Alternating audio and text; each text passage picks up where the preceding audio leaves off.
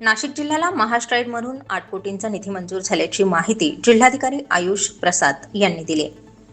जागतिक बँक सहाय्यित महास्ट्राईड प्रकल्पांतर्गत उल्लेखनीय कामगिरी केल्याबद्दल नाशिक जिल्ह्याला राज्य शासनाकडून तब्बल 8 कोटींचा प्रोत्साहन निधी मंजूर झालाय.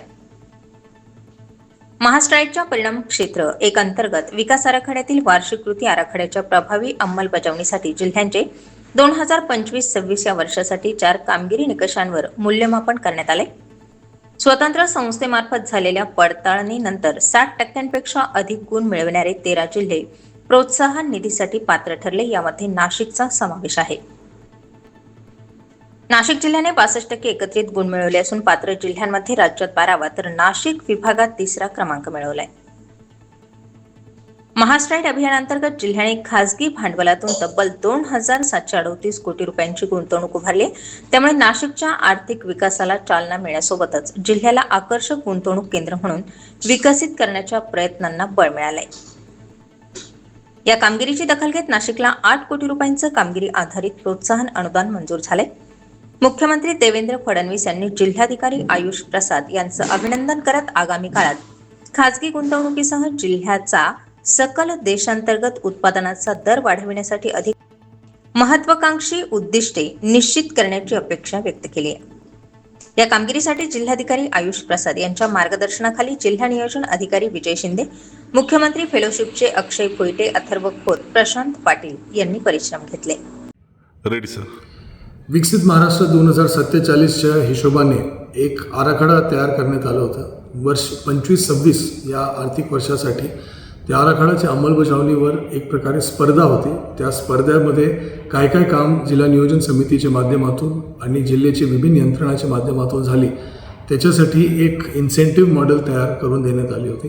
त्याच्यासाठी थर्ड पार्टी व्हेरिफिकेशन एजन्सीनी येऊन नाशिक जिल्ह्याला भेट दिला. त्यांनी पूर्ण तपासणी केला. त्यांनी काय काय काम नाशिक जिल्ह्याच्या माध्यमातून झालेलं आहे त्याच्यामध्ये पूर्ण तपासला. आपला जो आराखडा होता त्याची अंमलबजावणी कशा झाली, आराखड्याची क्वालिटी काय होती त्या गोष्टीची पण तपासणी करण्यात आली होती.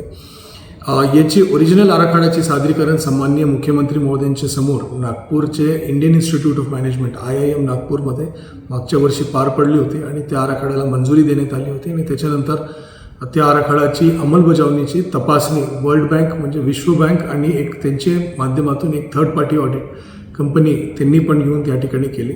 विश्व बँकचे अधिकारी नाशिक जिल्ह्याला त्यांनी भेट दिली. त्यांनी काही ठिकाणी म्हणजे प्रत्यक्ष जाऊन पाहणी केली. त्यांनी निरीक्षण केलं. निरीक्षण झाल्यानंतर माझ्याकडे सादरीकरणसाठी ते आले होते. त्या ठिकाणी मी प्रेझेंटेशन त्याला दिलं होतं. त्याचे झाल्यानंतर सन्माननीय मुख्यमंत्री महोदयांनी 15 ऑगस्टच्या दिवशी याचा निकाल जाहीर केला. राज्यामध्ये पहिल्या क्रमांकावर जळगाव जिल्हा आला. त्याला 16 कोटी रुपये म्हणजे अतिरिक्त बक्षीस मिळाले. नाशिक जिल्हा पण त्याच्या बक्षीसच्या यादीत होता. त्याच्यामध्ये 8 कोटी रुपयाची बक्षीस नाशिक जिल्ह्यात मिळाली.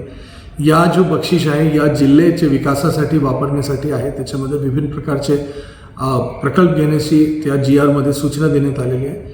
जिल्हा नियोजन समितीसमोर ठेवून त्या 8 कोटी रुपयाचा योग्य उपयोग कसा करता येईल, जो बक्षिसाची रक्कम आहे जो आपल्याला शासनातर्फे मिळणार आहे त्याचा उपयोग कसा करता येईल त्याच्यासाठी मी त्याचे एक सादरीकरण एक नियोजन आपण करणार आहे आणि जिल्हा नियोजन समितीच्या मान्यतेने त्याची उपयोग करणार आहे. मी सन्माननीय पालकमंत्री महोदय सर्व सन्माननीय लोकप्रतिनिधीला विशेष आभार मानतो की त्यांनी जिल्हा नियोजन समितीची पूर्ण टीमचे अभिनंदन केलं. त्यांचा कल सत्कार करण्यात आला आणि मी पूर्ण टीमच्या खूप खूप अभिनंदन आणि आभार मानतो की त्यांनी एवढं मेहनत करून एवढं सुंदर आराखड्याची अंमलबजावणी केली.